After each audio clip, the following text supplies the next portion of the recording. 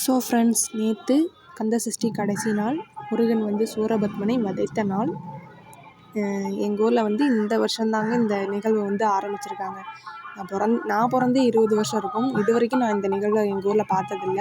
இந்த வருஷம்தான் புதுசாக ஸ்டார்ட் பண்ணியிருக்காங்க. திருச்செந்தூரில் எப்படி நடக்குமோ அதே மாதிரி தாங்க. வேல் நெடுங்கணியம்மன்கிட்ட வந்து முருகன் வந்து வேலை வாங்கிட்டு போய் அந்த அசுரனை வதைக்கிற நிகழ்வு எப்படி நடக்குமோ அதே மாதிரியே இங்கேயும் வேல் நெடுங்கணியம்மன்கிட்ட வேல் வாங்கிட்டு போய் முருகன் வந்து அந்த அசுரனை வந்து வதைக்க போகிறாருங்க. அந்த நிகழ்வெல்லாம் பார்க்குறப்ப ஏதோ நிஜமான போர்க்களத்தில் முருகன் கூட நின்று அந்த அசுரனை வந்து வதைக்கிற அந்த நிகழ்வை பார்க்குற மாதிரியே ஒரு ஃபீலுங்க.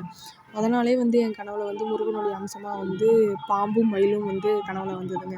அடுத்த நாள் அந்த சூரசம்ஹார நிகழ்வில் டேரெக்டாக முருகன்கிட்டேருந்தே மல்லிகைப்பூ வந்து எனக்கு வந்ததுங்க.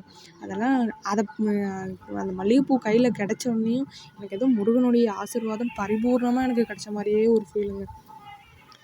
முருகன் வந்து அந்த அசுரனை விரட்டி போகிறது, அப்புறம் வந்து அந்த அசுரனுடைய தலையை எடுக்கிறது எல்லாமே அதெல்லாம் சொல்கிறதுக்கே வார்த்தைகள். இதெல்லாம் வந்து அந்த முருக பக்தர்களுக்கெலாம் வந்து சொல்கிறதுக்கே வந்து ஒரு மாதிரி புல்லரிப்பாக இருக்குங்க. அந்த மாதிரி தாங்க எனக்கும். இந்த பூ தாங்க எனக்கு முருகன்கிட்டருந்து வந்தது. நீங்களும் திருச்செந்தூர் போய் இந்த நிகழ்வெல்லாம் பார்த்தீங்களா அப்படின்னு கமெண்ட் பண்ணுங்கள் கைஸ். இல்லை அவங்க ஊரில் இந்த நிகழ்வை பார்த்தீங்களா அப்படிங்கிறதையும் கமெண்ட் பண்ணுங்கள்.